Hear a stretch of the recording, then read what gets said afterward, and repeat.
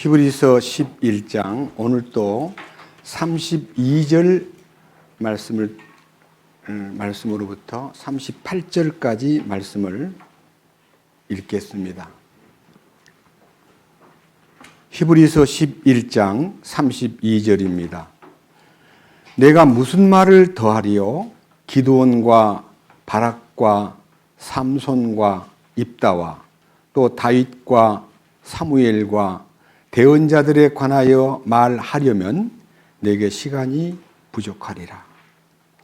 그들이 믿음을 통해 왕국들을 정복하기도 하며 의를 이루기도 하며 약속하신 것들을 얻기도 하며 사자들의 입을 막기도 하며 맹렬한 불을 끄기도 하며 칼날을 피하기도 하며 연약한 가운데서 강하게 되기도 하며 싸움에서 용맹하게 되어 외인들의 군대들과 싸워 물리치기도 하며 여인들은 자기들의 죽은 자를 다시 살려서 받기도 하며 다른 이들은 고문을 당하되 더 좋은 부활을 얻으려고 구출받기를 원치 아니하였으며 또 다른 이들은 심한 조롱과 채찍질 뿐 아니라 참으로 또한 결박과 옥에 갇히는 시련도 겪었으며 돌로 맞기도 하고 톱으로 잘리기도 하며 시험을 받기도 하고 칼로 죽임을 당하기도 하며 양가죽과 염소가죽을 입고 떠돌아다니며 궁핍과 고난과 고통을 당하였으니 세상은 이런 사람들에게 합당치 아니하였느니라. 그들이 사막과 산과 동굴과 땅굴에서 떠돌아 다녔느니라. 38절까지 말씀을 봉독했습니다. 잠깐 다시 한번 기도드리겠습니다. 주님 감사합니다. 오늘 또 히브리서 이 말씀을 중심해서 다윗의 생애 가운데 주님이 그를 통해서 나타내 보이신 거룩한 뜻을 우리가 함께 상고하고 이 말씀에 공명되고 이 말씀에 연합하여 주님이 우리에게도 다윗이 실행했던 그 놀라운 하나님 아버지 마음에 합한 행동들을 우리 삶에서 실천할 수 있도록 돌봐주시옵소서. 이 부족하고 미천한 자를 세워 말씀을 전하게 할 때에 주님만 나타내시고 우리 모든 형제자매들이 주님을 통해서 더 주님과 가까워지고 이 말씀을 통해서 우리의 생각이 열리고 우리의 생각이 바뀌고 주님이 기뻐하는 바를 수행하는 데 부족함이 없도록 성령님으로 충만케 역사하시옵소서. 우리 주 예수 그리스도의 이름으로 기도드렸습니다. 아멘. 제가 이 믿음의 조상들을 12분을 소개했는데 이 13번째 이 다윗을 특별히 이 여러 사람들 중에서 뽑아낸 것은요. 다윗의 일생이 우리에게 준 영향, 다윗이 믿음으로 산 그 참 모습이 너무나 마음에 다가오고 특별히 지난 주간 설교를 마친 후에 제가 일주일 동안 이 다윗에 관련된 것만 계속 찾아 읽으면서 너무 가슴이 뜨거워짐을 느꼈습니다. 성경을 보면요. 제가 다시 다윗의 일생에 대한 한 부분을 말씀드리겠습니다. 15살 때 기름 부음을 받고 이 왕이 될 것을 하나님이 점지해 주었습니다. 이렇게 말합니다. 내가 다윗을 만나니 내 마음에 합한 사람이라 내 뜻을 다 이루게 하리라 하시면서 다윗이 그날 성령으로 충만되었습니다. 15살 먹은 소년이. 그리고 18살 때 골리앗을 무찌름으로써 이스라엘에게 승리를 안겨주고 이스라엘 민족이 패배감 속에서 막 힘들어할 때에 다윗을 통해서 하나님의 특별한 승리를 국민들 마음에 안겨주었습니다. 그런데 그렇게 큰 공로를 세운 다윗이 바로 그 해부터 사울 왕에게 미움을 받으면서 제가 이제 사무엘상 18장 19장을 보니까 5번이나 다윗을 죽이려는 이 사울 왕의 아주 정말 악질적이고 용납할 수 없는 그런 모습을 보면서 야, 이렇게 심하게 다윗을 핍박하고 다윗에게 정말 고통을 안겨주었구나 생각이 들더라고요. 그러면서 이 성경을 읽다가 갑자기요 마태복음 5, 6, 7장에 있는 산상보훈이 딱 떠오르는 거예요. 그래서 하나님이 이 다윗을 통해서 무엇인가를 우리에게 가르쳐 주기 위해서 내 마음에 합한 사람이라 내 뜻을 다 이루게 하리라는 말씀을 주셨구나. 그래서 이제 마태복음 5장부터 7장까지 내용을 보면서 여러분들은 마태복음 5장부터 7장까지 내용을 그냥 간단하게 말하기를 산상보훈이라 혹은 산상수훈이라 그럽니다. 산에서 예수께서 무리를 보시고 산에 올라가 앉으시니 제자들이 나아온지라 입을 열어 가르쳐 가라사대라고 하시면서 팔복을 선포하시고 도덕률, 이 세상에서 그 누구도 따라갈 수 없는 하늘에 속한 도덕률을 발표하셨는데 그 성경들을 성경 주석가들이나 목사님들이 자기가 안 되니까 야, 이 마태복음 5장, 6장, 7장은 죄를 깨달으라고 준 성경이야. 우리가 할 수가 없어. 라고 말하고 또 상당히 세대주의자로 앞장선 피터 러크만은요, 이 도덕률은 이 세상에서 통하는 게 아니고 천년왕국에 가서 할 수 있는 거야. 이렇게 이제 남에게 미룬다거나 또 자기가 할 수 없기 때문에 죄를 깨닫게 하려고 그런다는 것으로 말함으로써 이 마태복음 5, 6, 7장에 있는 이 하늘에 속한 도덕률을 자기가 갈망하는 마음이 없어져 버렸습니다. 그 중에서 이제 제가 샘플로 몇 가지를 여러분 앞에 한번 제시해 보겠습니다. 마태복음 5장 21절에 내 옛사람에게 말한 바 살인치 말라 하는 말을 너희가 들었으나 살인치 말라는 말은 십계명 안에 들어있는 출애굽기의 계명 중에 우리를 살인하지 말지니라. 그 다음에 5번째 계명입니다. 그 다음에 여섯 번째 계명입니다. 그 다음에 7번째 계명은 간음하지 말지니라. 이 두 가지가요, 인간사 가운데서 가장 잔인하고 가장 중차대한 죄로 이 살인죄와 간음죄를 이제 내세우는데 주님께서 그 말을 통해서 이렇게 말씀하십니다. 나는 너희에게 이르노니 형제에게 노하는 자마다 심판을 받게 되고 형제를 대하여 나가라 욕설하는 자는 공회에 잡히게 되고 미련한 놈이라고 말하는 자는 지옥불의 위험에 처하게 되리라. 이렇게 말씀하셨어요. 그러니까 사람을 죽이지 않아도 자기가 누구를 미워하고 업신여기고 욕하면 그것이 주님 보실 때 나쁘다 이거예요. 그러니까 이 도덕률을 통과할 사람은 이 세상에 어느 누구도 한 사람도 없습니다. 왜? 우리는 예레미야 17장 9절의 말씀대로 만물보다 거짓되고 심히 부패한 존재이기 때문에 건들면 죄밖에 안 나와요. 나를 괴롭히면 죄가 튀어나오고 욕이 튀어나오고 저주가 튀어나오는 것이 인간 모두에게 공통적인 문제입니다. 그럼 그걸 어떻게 통과할 수가 있냐? 아니, 이 말씀 보니까 진짜 안 돼. 행동으로 사람을 죽여도 살인이라 했고 마음으로 사람을 죽이고 업신여겨도 살인이라 한다면 우리는 그 말씀을 통과할 수가 없다는 것을 압니다. 그다음 두 번째 아주 잔인하고 더러운 죄가 간음죄입니다. 옛사람에게 말한 바 간음하지 말라는 말을 너희가 들었으나 나는 너희에게 이르노니 여자를 보고 음욕을 품는 자마다 마음에 이미 간음하였느니라. 저는 제가 어릴 때 제 부모님 곁에서 안 자라고요. 15살 때부터 아주 어렵게 고학을 했습니다. 홀로 있는 방에서요, 엎드려 있다가요, 나도 모르게 내가 남자라는 것을 느꼈습니다.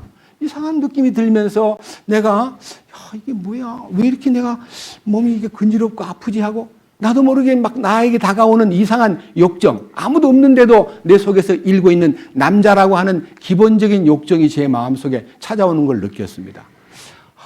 이게 뭘까? 이거는 죄인데. 그래서 무척 두려워하면서 저 자신을 억제하고 저 자신을 관리하기 위해서 많은 노력을 했지만은 이상하게 저는 아까 말한 대로 이쁜 여자가 이제 사춘기가 되니까 그러는 거예요. 여자가 보면 예쁘다. 그러면 안 되지. 보고 이쁘다고 느꼈다가 그러면 안 되지. 언제까지 그랬냐면 군에 갈 때까지 제가 주일학교 교사를 교회에서 했는데요. 이름까지 대보겠습니다. 이영자라는 주일학교 교사가요, 저한테다가 그 당시는 편지를 주는 거예요. 연애 편지를 주는 거예요. 너하고 좀 가까이 하고 싶다고. 그래서 제가 뭐라고 대답했냐면요. 나는 지금 내가 할 일이 너무 많고 내 꿈이 크기 때문에 지금 이 나이 때 연애한다는 거는 난 용납이 안 되거든. 근데 내가 책에서 보니까 여자가 이렇게 알랑대면 여우라 그러고 남자는 잡아먹기 때문에 늑대라 그러더라. 그러니까 나는 늑대가 안 되고 싶고 너도 나한테 여우가 되지 말아달라. 이런 식으로 여자를 아주 모욕을 줬더니 그 선생님이 막 화가 나가지고 가버리더라고요. 저는 그러면서 연애를 안 한다고 막 경계를 했는데 그럴수록 제 마음은 여자를 볼 때 이영자 말고 더 예쁜 여자가 있던데 하고 제 마음이 자꾸 예쁜 사람에게로 마음이 가는 거예요. 그러면 이제 마태복음 5장 27절에 저를 대입해 보면 저는 간음을 이미 마음으로 하고 있는 거예요. 그래서 성경이 너무나 어렵다는 걸 느끼고 몇십 년 동안 이 문제가 풀리지 않았기 때문에 고민하던 끝에 언제 풀렸냐? 1966년 지은 죄를 깨끗하게 한 사건에 대해서 속죄의 경험은 했지만 제 마음에 들어있는 음욕과 살인의 가능성과 남을 미워하는 마음과 남을 업신여기는 마음과 때로는 말로는 안 하지만 저거 죽었으면 좋겠다. 누군가를 향해서 마음에 안 맞는 사람은 죽었으면 죽여버리겠다는 말은 감히 안 하고 저거 죽었으면 좋겠다고 마음에 저주하는 제 모습을 보고 하나님 구원받은 의인이라고 왜 제가 그런 마음이 드는지 정말 부끄럽습니다 하고 막 몸부림을 치던 끝에 최고 어려운 법을 제가 봉착해요. 최고 어려운 법이 뭐냐면 마태복음 5장 오늘은 이걸 읽어보겠습니다. 마태복음 5장 43절입니다. 마태복음 5장 43절에 44절까지 두 절만 읽겠습니다.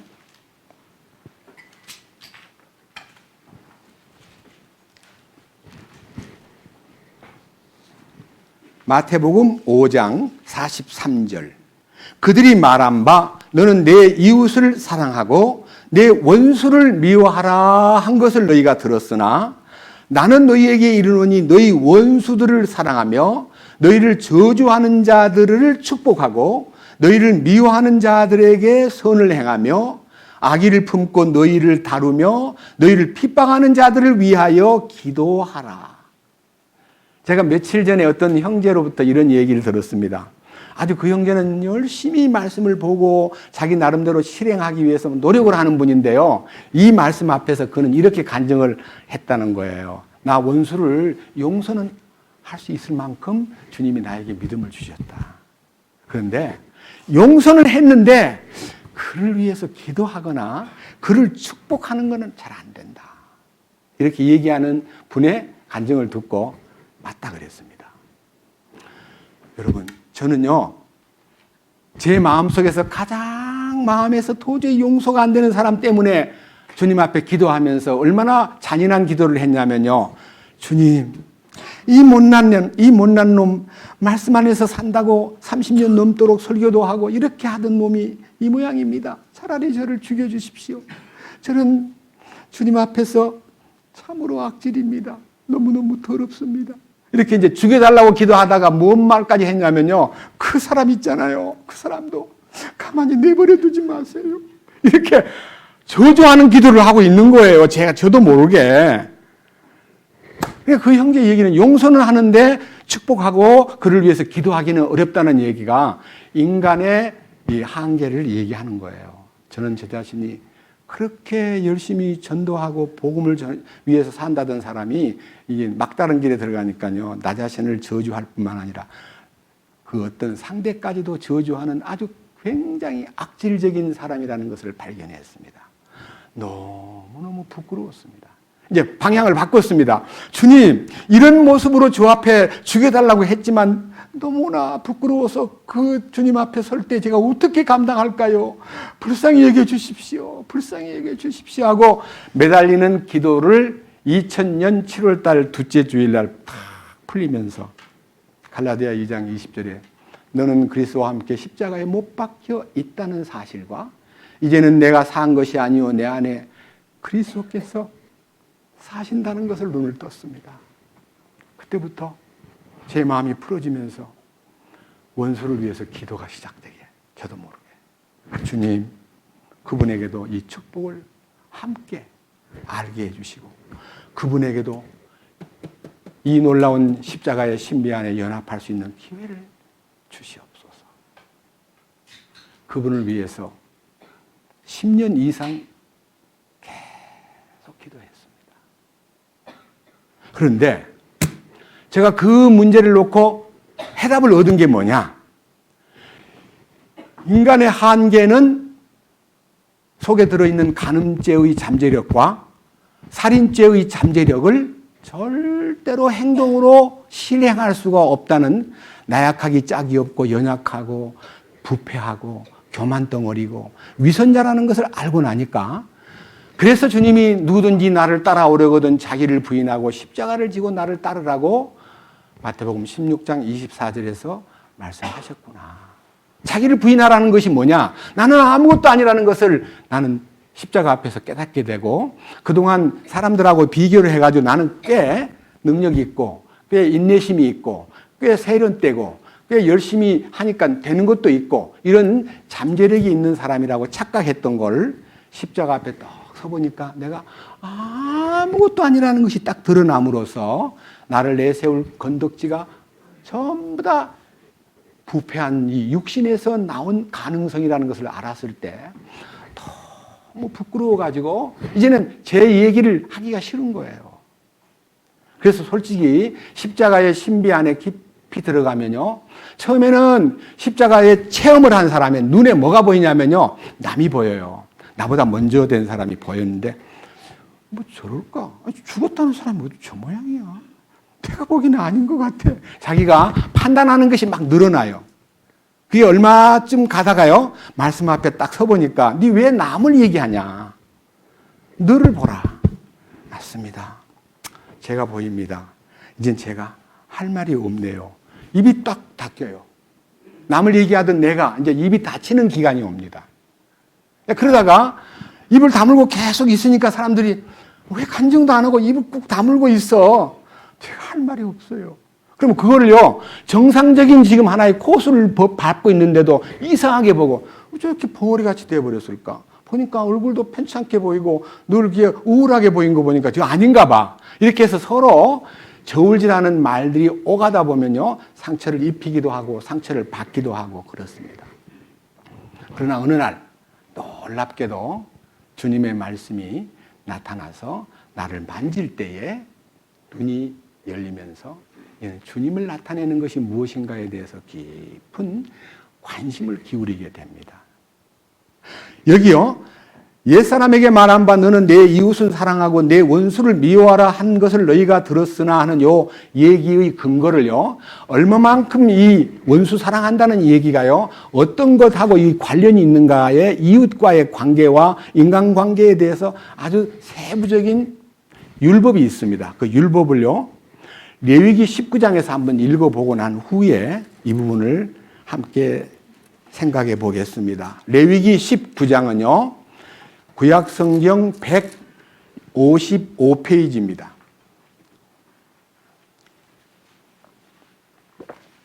(155페이지) 16절.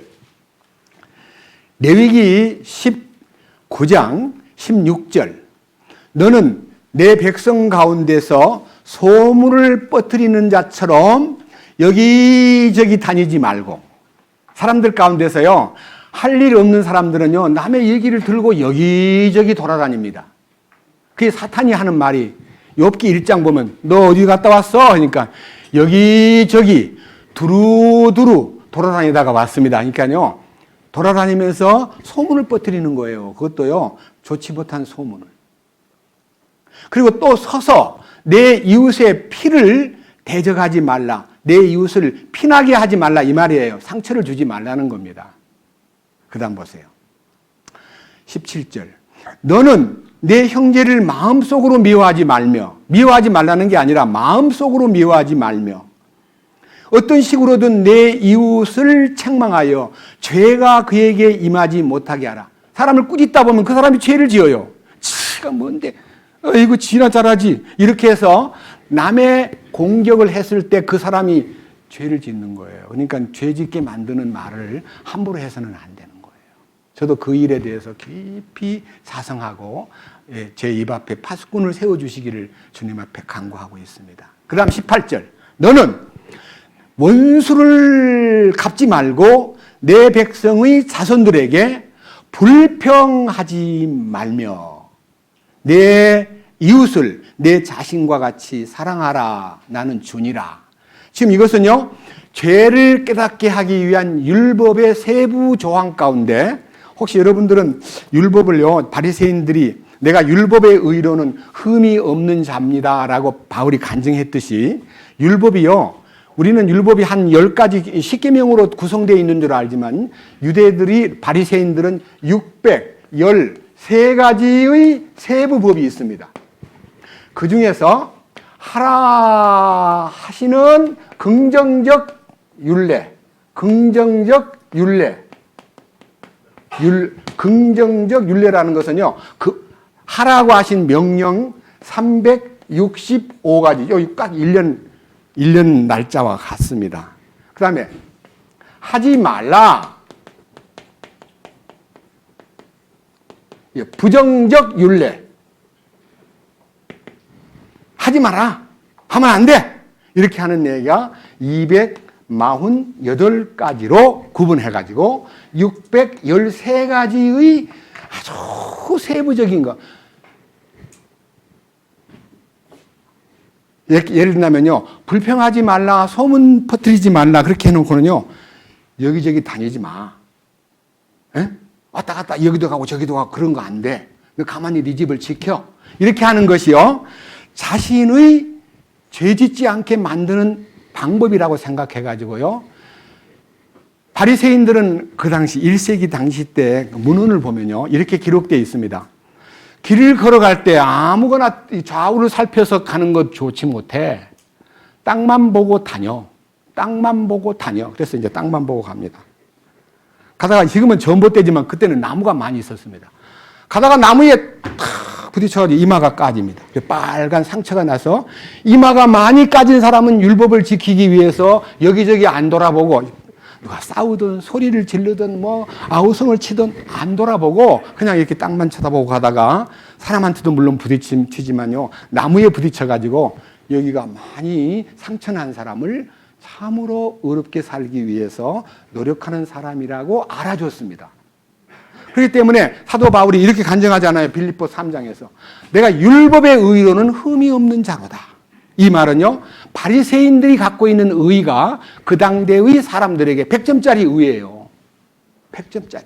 그래서 예수님이 오셔가지고 너희 의가 바리새인과 서기관의 의보다 더 능가하지 못하면 결단코 하늘 왕국에 들어가지 못한다는 말씀을 함으로써 인간의 힘으로 수행하는 그 613가지를 수행하려고 노력하는 그 노력이 인간의 의인데, 그 인간의 의는 로마서 10장에서 저희들이 하나님의 의를 알지 못하고 자기 의를 세우려고 힘써 하나님의 의를 복종치 아니하였느니라. 예수 그리스도는 모든 믿는 자의 의를 이루기 위하여 율법의 마침이 되시니라. 그래서 그게 무슨 뜻이냐? 마태복음 5, 6, 7장에 있는 하늘에 속한 도덕률을 통과하려면 죽어야 됩니다. 내가 죽어야 됩니다. 어떻게? 자살하라는 말은 아닙니다. 십자가의 죽음 안으로 들어가서 내 옛것이 소멸되고 주님의 새 창조의 성품이 내 안에 들어왔을 때 비로소 원수를 위해서 기도할 수도 있고, 원수를 축복할 수도 있고, 원수를 포용할 수도 있다는 것입니다. 누가 하느냐? 주님이 하시는 겁니다.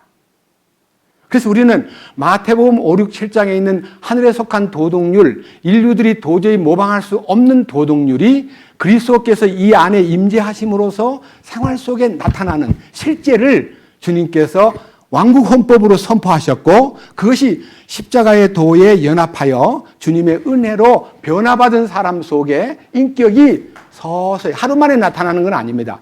서서히 주님을 나타내는 통로가 된다 하는 사실을 이번 주간에 특별히 묵상하다가 다윗의 경우를 저하고 비교해 봤어요. 내가 이렇게 진짜 어려움에 처할 때 나는 과연 어떤 태도를 취할까 하고 제가 이제 스스로 물어보면서 읽었는데, 사무엘상 18장으로 갑니다. 사무엘상 18장.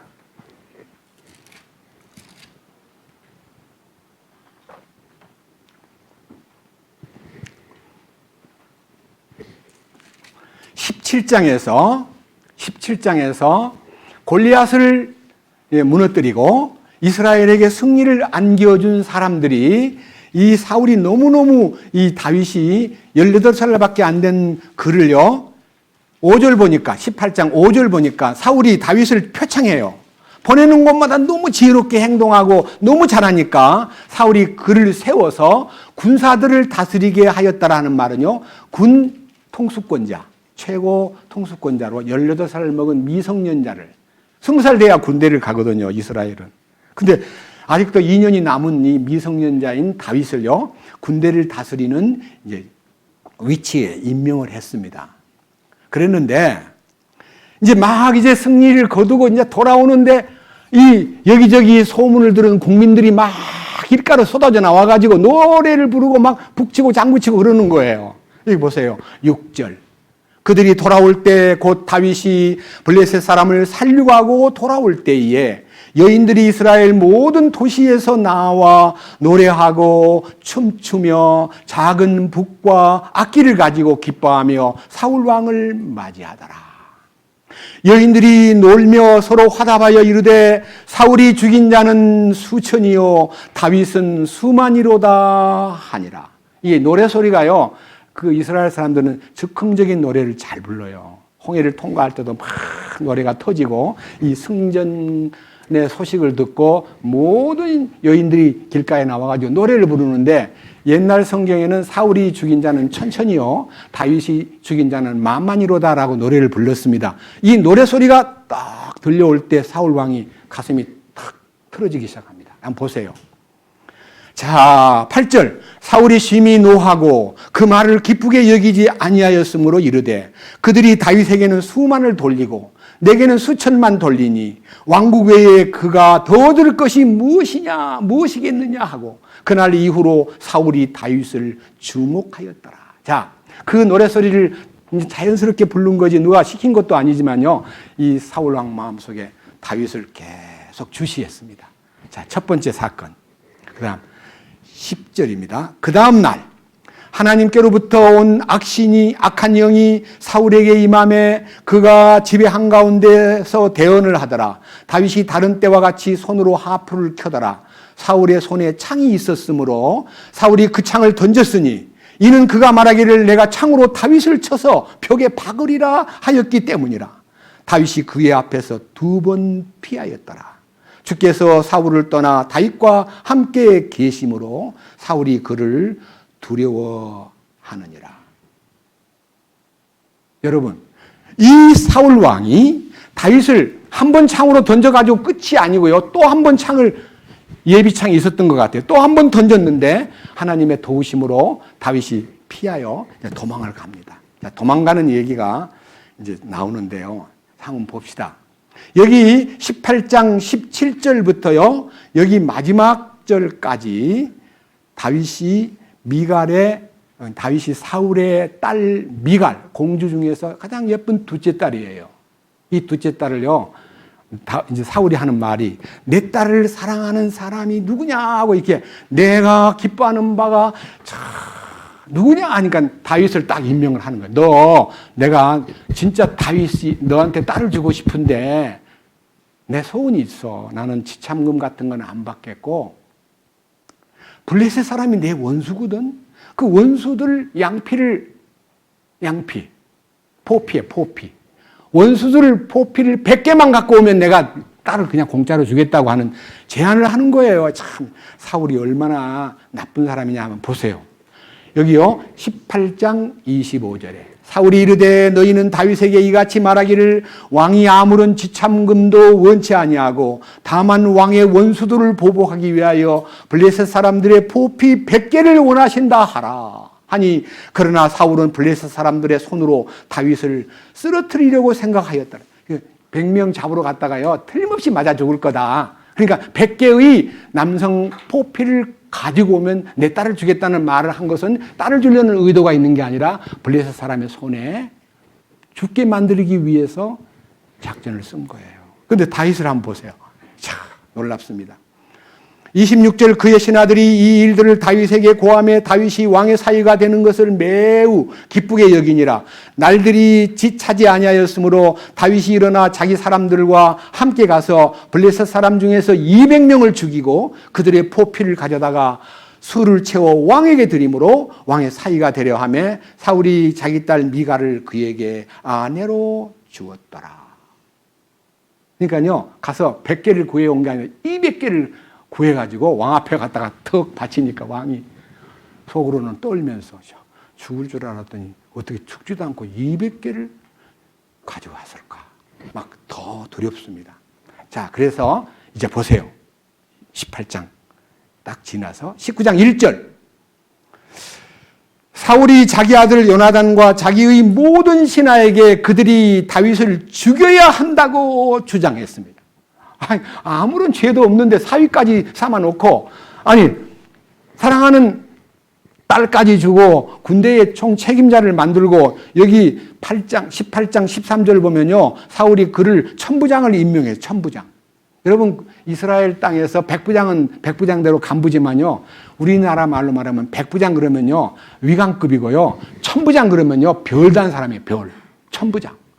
천부장 그러면요 굉장히 높은 자리예요. 천부장까지 임명해놓고 아들 보고 다윗을 죽여야 돼. 알았어? 하고 이제 아들 보고, 아들은 자기 뒤를 이어서 왕을 뒤따르면서 세자가 될 사람이 요나단이에요. 근데 밑에 보세요.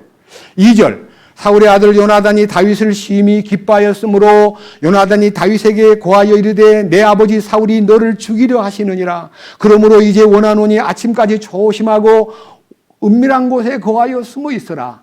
내가 나가 네가 있는 들에서 내 아버지 옆에 서서 너에 관하여 내 아버지와 대화하다가 무엇을 보거든 그것을 네게 고하리라 하더라. 그러니까요, 이 요나단이는 아버지가 부당한 일을 한다는 걸 느끼고요, 다윗을 보호하느라고 여러 가지 정보를 제공해 주면서 아버지가 너를 죽이려고 한다는 것이 강하면 화살을 던져가지고, 야, 저 멀리 있잖아. 그 화살이 저 멀리 있잖아. 하면 이제 너 아버지가 너를 죽인다는 표시고, 화살이 그 가까운 데 있잖아. 그러면 안 죽인다는 암호를 짜가지고요, 이 다윗을 보호하는 내용이 여기 나오거든요. 그 다 볼 수는 없고요. 이제 세 번째. 자, 방금 아들한테다가 다윗을 죽여야 된다고 강조하는 얘기가 있고요. 자, 그 다음 8절, 19장 8절. 다시 전쟁이 있었으므로 다윗이 나가서 블레셋 사람들과 싸워 그들을 크게 살육하며 그들이 그를 떠나 도망하니라. 사울이 손에 창을 가지고 자기 집에 앉았는데 주로부터 온 악한 신이 그에게 임함으로 다윗이 손으로 하프를 탈 때에 사울이 창으로 다윗을 쳐서 벽에 박으려 하였으나 그는 우리 앞에서 피하여 나가고 그는 창을 벽에 박으니라. 다윗이 그 밤에 도망하여 피하매 사울이 또한 사자들을 다윗의 집에 보내어 그를 지키다가 아침에 그를 죽이게 하려 하므로 다윗의 아내 미갈이 그에게 고하여 이르되 당신이 오늘 밤 당신의 생명을 구하지 아니하면 내일에는 죽임을 당하리이다. 그래서 이처럼 미갈이 창을 통해 다윗을 도망가게 만들었더라 그랬습니다. 그러니까 얼마만큼 그냥 온갖 방법으로 또 자기가 악신이 들어가지고 막 힘들어할 때 다윗이 하프를 켜면서 음악 치료를 해주는데 그에다가 또 창을 던져가지고 죽이려 했고, 도망간 다윗을 집으로 가가지고 죽여라. 그러니까 자기 미갈이 도망가야 돼요. 빨리 창문 통해서 도망가세요. 이게 도망치게 만드는 이 정말 견디기 어렵고 감당하기 어렵고 분노가 부글부글 끓는 일들을 사울이 했습니다. 저는요, 이 중에서요, 너무너무 슬픈 얘기를 하나 하겠습니다. 21장 얘기입니다. 사울이 도망을 가는데요, 너무너무 급하게 도망을 나오다 보니까 노베 21장 1절에 보면 노 땅에 이르렀을 때에 제사장 아히멜렉에게 쫓아가가지고 나는 아무도 모르게 지금 도망을 나왔는데 이제 어디로 가고 있는데 내가 지금 왕의 명령이 너무 급함으로써 내가 지금 아무런 음식을 준비하지 못했습니다. 3절에 당신 손에 무엇이 있습니까? 빵 5개쯤 줄 수 없습니까? 하고 얘기를 하니까 그 제사장이 우리 이 보통 빵은 없고 거룩한 빵, 하나님의 성전에서 물려낸 진설병은 있는데 깨끗한 상태라면 드리겠습니다 하고 이제 진설병을 싸가지고 줬어요. 그리고 이제 다윗이 혹시 칼 없습니까? 그랬더니 칼이요? 옛날에 저 골리앗 잡을 때 저 골리앗 칼 여기 지금 보존돼 있거든요. 해가지고 이 다윗에게 칼만 아니라 이제 빵만 아니라 그날 9절 보면요. 제사장이 이르되 네가 엘라 골짜기에서 죽인 블레셋 사람의 골리앗이 칼을 보라. 그것이 여기 에봇 뒤에 있느니라 하니까 주세요. 그래서 그걸 전해 주었습니다. 그리고 다윗은 가드라는 블레셋 지방으로 도망을 갔습니다. 자, 여기에서 다윗이 어려움을 당하면서 도망을 갔는데 이스라엘 땅에서 다윗이 도망갔다는 소식을 듣고 여기저기에서 막 쫓아가는 다윗이 이제 모든 국민들의 마음속에서요. 사울 왕이 그러니까 다 침묵하고 있는데요. 특별한 사람들 몇 사람이냐면 400명이 그 도망간 가드 쪽에 있는 아둘람 굴로 다윗을 쫓아간 사건이 22장에 나옵니다. 근데 누가 갔냐? 2절. 고난 중에 있는 모든 자, 빚쟁이, 불만이 있던 모든 자가 다 그에게로 모였는데 400명가량이었더라. 여러분 한번 물어봅시다.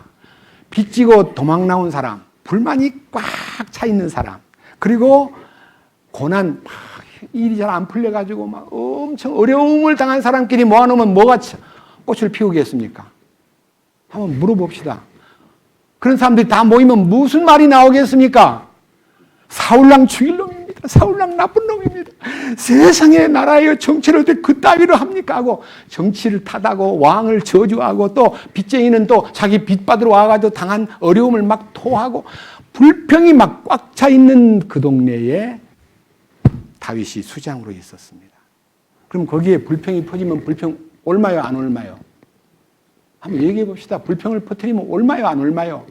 옮아요. 근데 다윗은 하나님의 마음에 합한 사람이라 그들의 불평과 불만을 잠재운 거예요. 또 올라와요. 자, 넘겨보세요. 자, 그런데 한편 이제 22장 6절부터 사울왕이 막 되게 다윗이 도망갔다 그러니까 화가 나가지고 막 부하들 모아놓고 야 여기 너희들이 말이야 왕이 지금 얼마나 고통을 받고 있는지 아느냐. 아니 우리 아들이 다윗하고 내통하고 있는 것도 다 아는데 너희들이 나한테 누가 신고한 사람이 있냐. 너희 가운데 누가 다윗에 대해서 나한테 정보를 보낸 사람이 있느냐. 다윗이 나를 죽이려고 그래. 근데 너희들은 입을 다물고 있어 어떡해 하면서 막 임금이 막 화를 내니까요. 그날 9절 보면 그날 다윗에게 거룩한 빵을 내주고 그다음에 골리앗 장군의 그 칼을 내준 모습을 에돔 족속 도액이라는 다윗의 집에 양을 모는 목자장으로 아주 친근한 하인이 그날 거기 들어갔다가 그 광경을 다 보고는요. 왕이시여 그 아히멜렉이라는 사람이요 다윗에게 막 진설병 빵도 줄 뿐만 아니라 골리앗 장군의 칼까지 줍디다. 그래? 아이, 그걸 어떻게 이제 얘기하니? 나쁜 놈들. 빨리 가서 그 높당에 있는 제사장들과 식구들을 다 체포하라. 체포해 보니까 제사장만 85명이에요. 제가 지난주에 이런 제사장만 죽인 얘기를 했는데요. 끔찍한 사건이 벌어집니다. 자, 밑에 보십시오. 다 읽지는 못하겠고요. 밑에 중요한 이제 아히멜렉을 불러가지고 이제 막 따질 때 13절, 22장 13절. 사울이 그에게 이르되 어찌하여 너희 곧 너와 이새의 아들이 나를 대적하려고 음모를 꾸미며 네가 그에게 빵도 주고 칼도 주고 그를 위하여 하나님께 물어서 그가 이날이라도 매복하였다가 나를 치려고 일어나게 하려 하였느냐 하니 그때에 아히멜렉이 왕에게 대답하여 이르되 왕의 모든 신하 가운데 다윗같이 신실한 자가 누굽니까? 그는 왕의 사위도 되며 왕의 분부대로 가기도 하고 또한 왕의 집에서 존귀한 자가 아닙니까? 내가 그때야 비로소 그를 위하여 하나님께 여쭙기 시작했습니까? 결단코 아닙니다. 왕께서는 왕의 종과 내 아버지 온 집에서 아무 책임을 돌리지 마옵소서. 왕의 종은 이 모든 일에서 적든 많든 아무도 알지 못하나이다. 왕이 이르되 아히멜렉아 네가 반드시 죽을 것이요 너와 내 아버지 온 집이 그러하리라. 그래 놓고는요 왕이 화가 나니까 이스라엘 군인을 보고 다 죽여버려라. 근데 다 벌벌 떠는 거예요. 죽이지를 못하는 거예요. 하나님의 제사장을. 무슨 혐의가 있다고. 아니 무슨 음모를 꾸며서 왕을 공격하려고 음모를 꾸민 게 아니기 때문에 벌벌 떨고 있는데, 야 도액 네가 봤잖아. 네가 죽여. 이방 사람인 도액이요. 예 알았습니다. 목장이에요. 목장. 칼을 든 군인이 아니에요. 목자장. 목자장이 밑에 보세요. 18절 왕이 도액에게 이르되 너는 돌아서서 제사장들을 덮치라 하며 에돔 족속 도액이 돌아서서 제사장들을 덮쳐 그날에 아마 에봇을 입은 자 85명을 죽였고 제사장들의 도시 노을 칼날로 치되 남자 여자 아이들 젖 먹는 자들 함께 소와 나귀와 양들을 칼날로 쳤더라. 막 쓸어버린 거예요. 이 사건의 틈바구니에서 아히멜렉의 아들 아비아달이요 막 도망을 쳐가지고 다윗에게 와서 이 정황을 다 얘기해 주었습니다. 다윗은 말합니다. 나 때문이야. 그때 내가 도액이 있는 걸 봤는데 나 때문이야. 내 때문에 네 집안이 그렇게 어려움을 당했구나. 다윗은 자기를 해코지 하는 데 대해서는 분노가 그렇게 크지 않은데요. 자기 때문에 아히멜렉과의 85명의 제사장과 그 집안 식구가 다 죽었다는 말을 들을 때 얼마나 분노가 크게 일어나겠습니까? 안 그래요? 나 때문에 그 애매한 사람들이 죽었다. 나한테 빵 몇 개 준 것 때문에 죽었다. 얼마나 분통이 터지고 얼마나 막 화가 치밀겠습니까? 인간적으로는 감당할 수 없는 분노가 치밀만 또 합니다. 맞아요, 안 맞아요? 자, 그런데 여기요, 24장에 가보면요, 24장. 다윗이 그 엔게디 평야에서요, 아둘람 굴에서 이제 엔게디 평야로 이제 장소를 옮깁니다. 피난처를 옮깁니다. 400명을 데리고. 그런데 왕의 귀에 정보가 들어갑니다. 다윗이 엔게디 광야에 숨어 있답니다. 그래? 잡으러 가자! 3,000명의 군인을 몰고요, 다윗을 잡으려고 갔는데, 그 굴 속에 숨어 있던 다윗에게 딱 옆에 와가지고 잠깐 발을 가리우는 시간에요, 얼마든지 죽일 수 있는데, 옷자락만 딱 자르고 왕을 손대지 않았던 다윗의 얘기, 지난주날 했죠? 24장 내용입니다. 다윗은 그 원수를 자기 손으로 죽이지 않았습니다. 분노가 막 끓고 있는데도 그렇게 행동하지 않았습니다. 저는요, 오늘 이 시간에 이 말씀을 길게 뻗어가고 싶은 마음이 없고요. 드디어 사울이 죽었습니다. 31장에 가보면요, 사울이 블레셋과의 전쟁터에서 화살을 맞고요, 죽습니다. 아들도 셋이 다 죽습니다. 자, 이제 31장에 가면 사울 왕이 죽는 그 죽음에 관련된 얘기가요, 제목이 사울 왕의 비극적 죽음이라고 돼 있죠? 돼 있어요? 안 돼 있어요? 그러면요, 원수가 그냥 자기 손으로는 안 죽이고 원수가 이제 죽었다 그러면 기뻐해야 돼요? 슬퍼해야 돼요? 우리 마음 같아서, 아이고 하나님 감사합니다. 그 사람 정말 너무 나쁜 사람이에요. 나만 해코지 하려는 게 아니고 아히멜렉과의 제사장 85명을 죽이고 그 집의 아이들까지 다 죽였습니다. 참 하나님 감사합니다. 그 원수, 나쁜 원수를 주의 손으로 처리해 주시니 감사합니다. 그래야 돼요? 안 그래야 돼요? 나 같으면 그렇게 했을 것 같아요. 근데 이걸 읽다가요, 저는 무릎을 꿇었습니다. 주님 너무 감사합니다. 자, 사무엘하 1장. 너무너무 놀라운 얘기입니다. 자, 사무엘하 1장입니다. 1절. 이제 사울이 죽은 뒤에 다윗이 아말렉 족속을 살려고 돌아와서 이틀 동안 시글락에 머물렀더라. 셋째 날에 보라, 한 사람이 사울의 진영에서 나왔는데 그의 옷은 찢어지고 그의 머리는 흙이 있더라. 그가 다윗에게 나와 땅에 엎드려 경의를 표하며 다윗이 그에게 이르되 너는 어디서 왔느냐 하니 그가 그에게 말하되 나는 이스라엘 진영에서 도피하였나이다 하거늘 다윗이 그에게 이르되 일이 어떻게 되었느냐 원하노니 내게 고하라 한즉 그가 대답하되 백성이 싸움에서 도망하였고 백성 중에서 쓰러져 죽은 자도 많았으나 사울과 그의 아들 요나단도 죽었나이다. 왕이 죽은 것을요 신고하러 온 거예요. 사울 왕이 죽었다는 것을 아마 가장 기뻐할 분은 다윗이겠거니 하고 사울 왕의 왕관과 사울 왕의 팔찌를 뽑아가지고 갖고 들고 와서 다윗을 보고는 왕이시여는 안 그러고요. 사울 왕이 죽었고요. 그분의 왕관을 제가 갖고 왔습니다. 그분의 팔찌도 갖고 왔습니다. 표창 받으려고 온 거예요. 그런데 뭐라고 그러는데 보세요. 5절. 다윗이 자기에게 구한 청년에게 이르되 사울과 그의 아들 요나단이 죽은 것을 네가 어떻게 아느냐 하니 그에게 구한 청년이 이르되 내가 우연히 길보아 산에 올라갔는데 보소서 사울이 자기 창에 의지하였고 보소서 병거와 기병들은 그를 맹렬히 따르더이다. 적군들이 막 뒤쫓아 오더이다. 사울이 자기 뒤를 바라보다가 나를 보고는 나를 부르시기에 내가 대답하되 내가 여기 있습니다 한즉 그가 내게 이르되 넌 누구냐 하기에 내가 그에게 대답하되 나는 아말렉 족속입니다 하매 다시 그가 나에게 이르되 내 생명이 아직 온전히 남아있어 고통이 내게 임하였나니 원하건대 너는 내 위에 서서 나를 죽이라. 그가 쓰러져 위에 살 수 없는 줄을 내가 확신하고 이에 그 위에 서서 그를 죽이고 그의 머리에 있는 관과 그의 팔에 있던 팔찌를 벗겨 그것들을 여기 내 주께로 가져왔나이다 하더라. 예, 막 다 죽고 가는 사울이 나를 좀 죽여줘. 나를 죽여줘. 저 원수가 나를 죽이기 전에 너 나를 좀 죽여줘 해서요. 그 아말렉의 젊은 군인이 사울을 다 심장을 찔러서 죽게 하고 그의 왕관과 팔찌를 벗기고 다윗이 있는 곳으로 쫓아와가지고 또 내놨습니다. 표창 받을 일이에요? 벌 받을 일이에요? 상식적으로 좀 얘기해 보세요. 아, 표창 받을 일 아니요?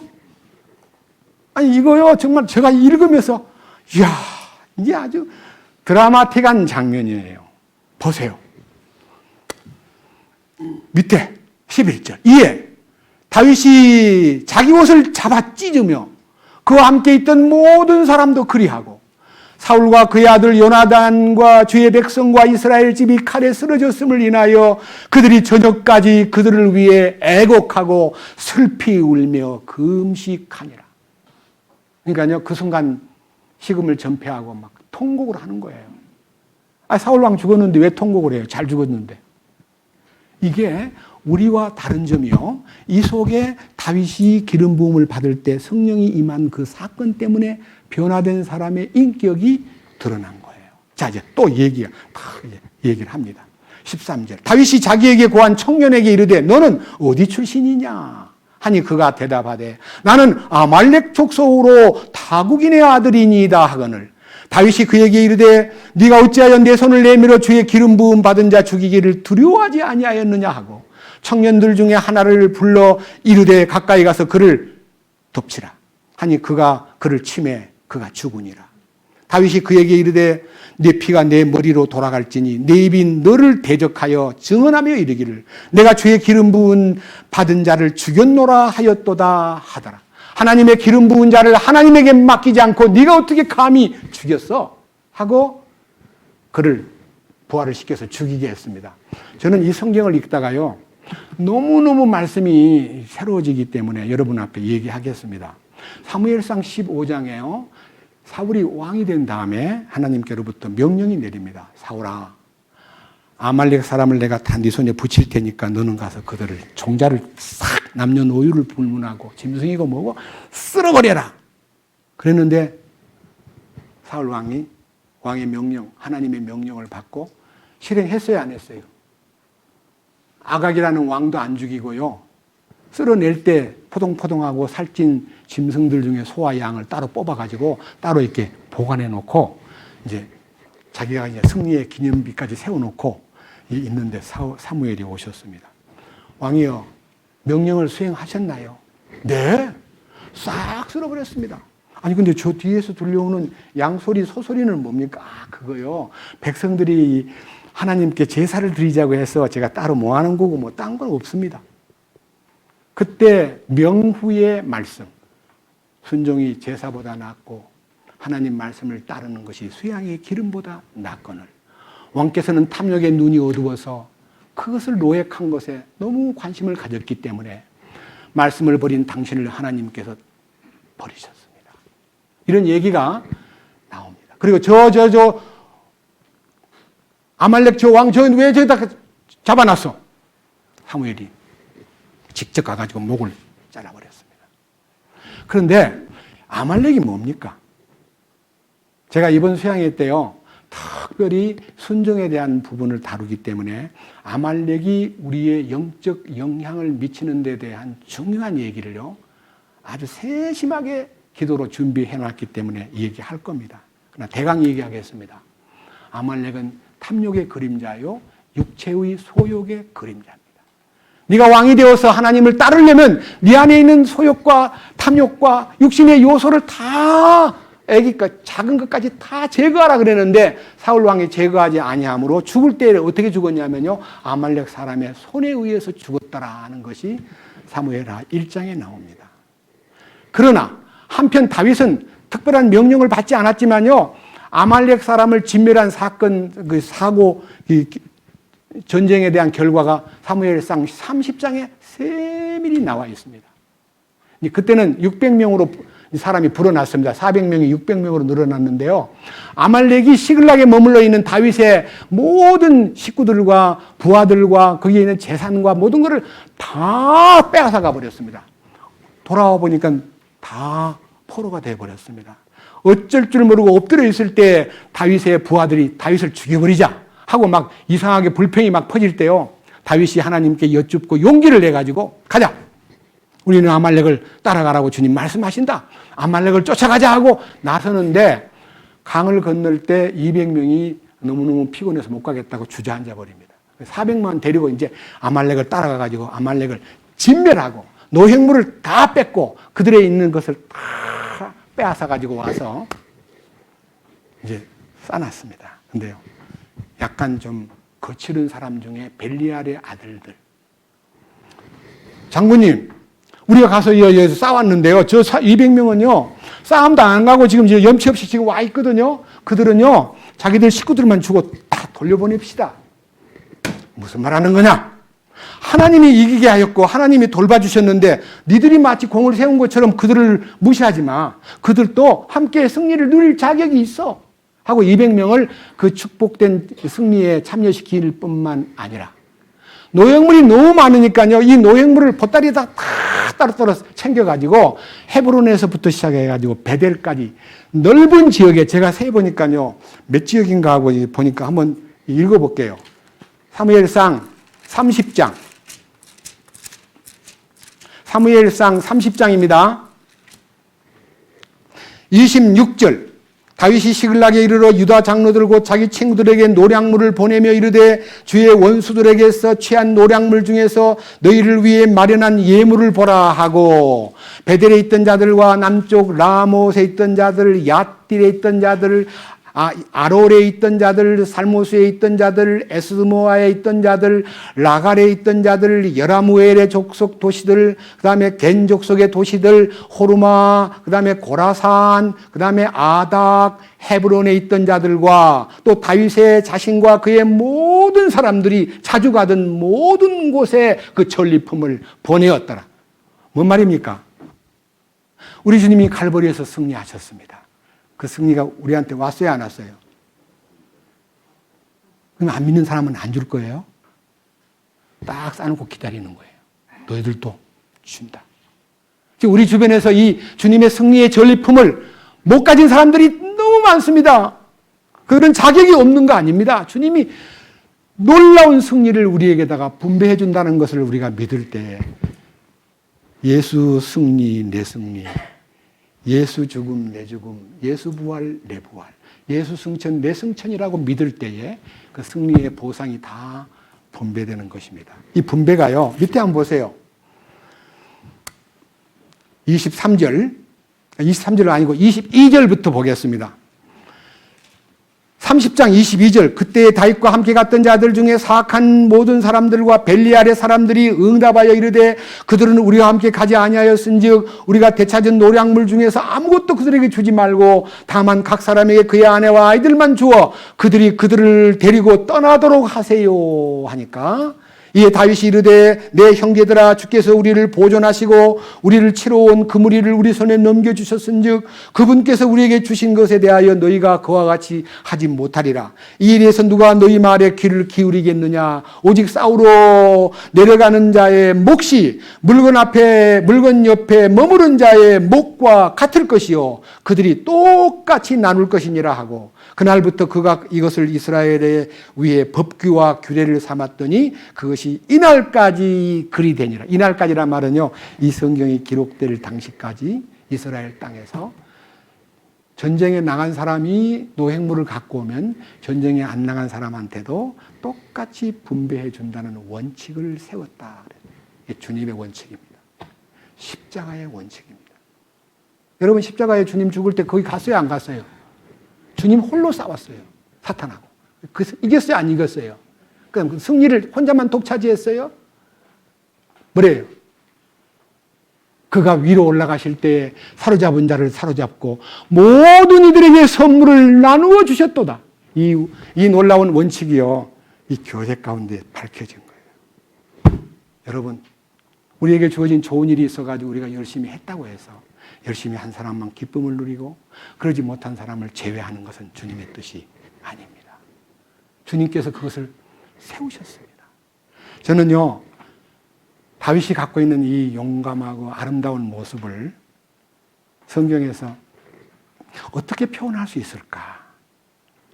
로마서 12장 보겠습니다. 로마서 12장.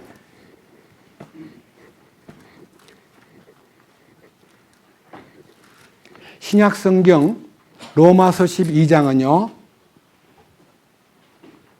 240페이지에 있습니다. 19절.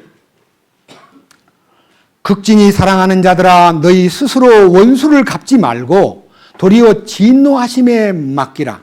기록된 바 원수 갚는 일은 내 것이니 내가 갚으리라 주가 말하노라 하였느니라. 그러므로 네 원수가 줄이거든 그를 먹이고 그가 목말라 하거든 그에게 마실 것을 주라. 그리함으로 네가 그 머리 위에 불타는 숯을 쌓으리라. 악에게 지지 말고 도리어 선으로 악을 이기라. 이 악에게 지지 말고라는 말은요, 내가 악덩어리거든요. 그러면 선이 어디 있어요? 내한테는 선이 하나도 없어요. 주님의 선을 가지고 나의 악도 이기고 나를 악하게 대우하는 사람도 이길 수 있도록 그분이 싸워주시는 거예요. 내가 갚아주마. 그래서 우리는 복수할 생각 버리세요. 용서는 했는데요, 그를 위해서 축복을 할 수 없다는 말은 주님이 그 안에 아직 안이 왔다는 뜻입니다. 아시겠습니까? 주님이 그 안에 확실히 오셨고 내가 그분 안에 들어가면 용서 못할 죄가 없고 원수를 갚으려는 생각이 녹아버립니다. 왜? 주님이 오셨으니까. 이 놀라운 다윗의 본이 우리 마음속에 얼마나 놀랍게 다가오는지 저는 사랑하는 형제 자매들에게 우리 교제 가운데서 누구하고도 맺히거나 안 풀거나 용서 못해. 난 그 사람 보기 싫어. 그 사람 교회 안 나왔으면 좋겠어. 이런 말을 하는 어떤 대상도 없기를 주님의 이름으로 부탁드립니다. 하나 더 보고 마치겠습니다. 사무엘 하 이제는 23장입니다. 사무엘 하 23장. 22장이군요. 22장.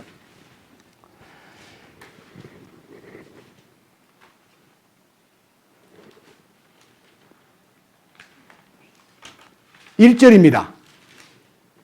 제가 1절부터요 4절까지 읽고 마치겠습니다. 뭐라고 되어 있습니까? 주께서 다윗을 그의 모든 원수들의 손과 사울의 손에서 건지신 날에 그가 이 노래의 말씀들로 주께 아뢰니라. 그가 이르되 주는 나의 반석이십니다. 나의 요새이십니다. 나의 구출자이십니다. 내가 신뢰할 나의 반석 되시는 하나님, 나의 방패요, 나의 구원의 뿌리시요, 나의 높은 망대시요, 나의 피난처시요, 나의 구원자시로다. 주께서 나를 폭력에서 구원하시나이다.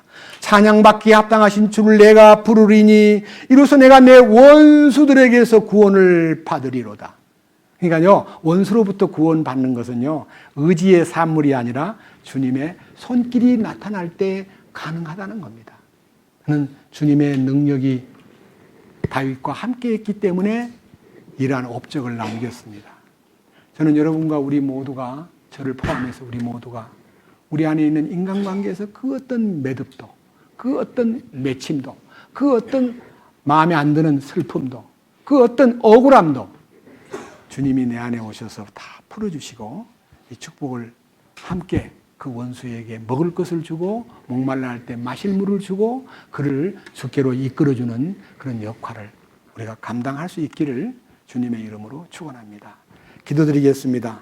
주님, 오늘 다윗이 원수 사울을 선대하고 오히려 그를 죽였다고 하는 아말렉 사람을 처리할 만큼 다윗은 애도하고 슬퍼하고 주님 앞에 열린 마음으로 찬양을 드렸습니다.